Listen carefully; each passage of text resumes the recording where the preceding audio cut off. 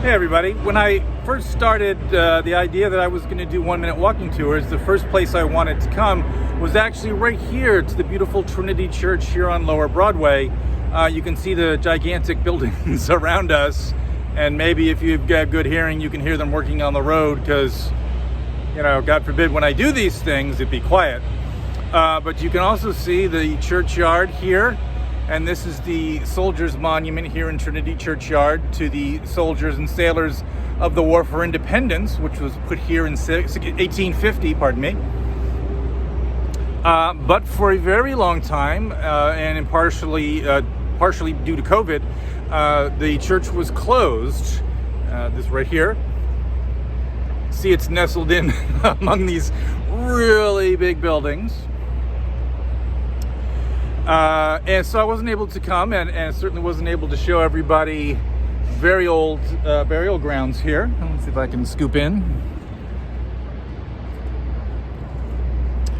and give everyone a little history for one of the more famous landmarks here in New York City.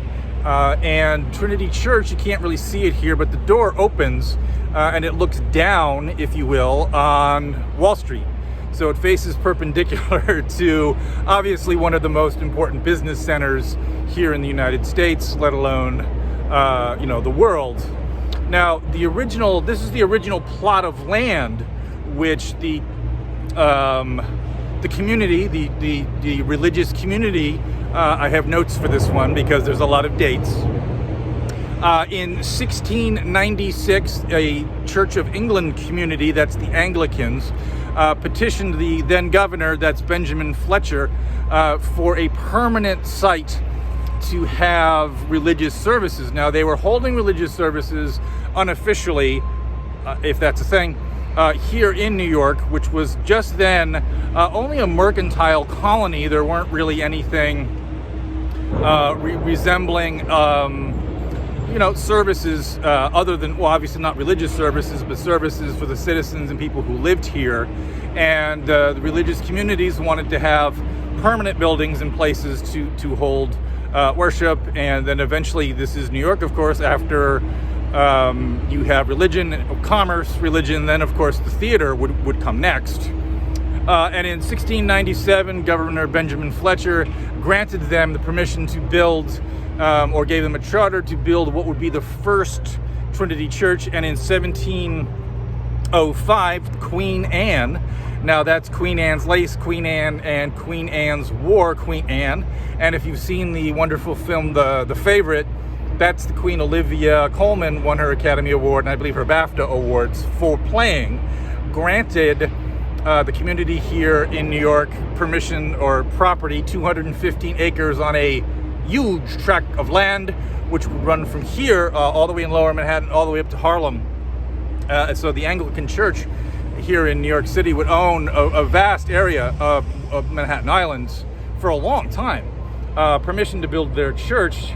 And now the building that originally was built was on this site, but it faced the other direction. You can see how the steeple faces right over my left shoulder here, would have faced the other way out onto facing the Hudson.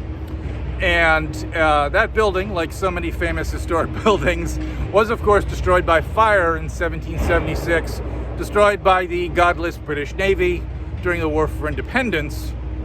And again, that was rebuilt in 1789. And by 1783, that building was derelict, and architect Richard Upjohn built the building that we actually have now. And this is from 1846 and until 1890, this was the tallest building in New York City, which seems kind of funny now. But it is in fact a beautiful building, and I'm gonna find out if they'll allow me to do a little bit inside, maybe just to show. They seem pretty anxious to have people back inside, and we'll do a little bit of the grounds here as well, which is not the oldest cemetery in the New World, and it's not actually the oldest cemetery here in New York City. But one of the interesting bits about this burial ground is it's been used for a very long time. And even though the burial grounds and the church here is 1696, This is so much easier when I can remember everything. We do know that in 1840, when the Dutch were fighting the Algonquin who had been killed in that fight were buried here. So we do know by then people were being interred and people were looking to this area as a site for human remains and so forth. So with all of that in mind, let's have a little look around Trinity Church. Thank you for joining me here at 1 Minute Walking Tours, and we'll see you soon.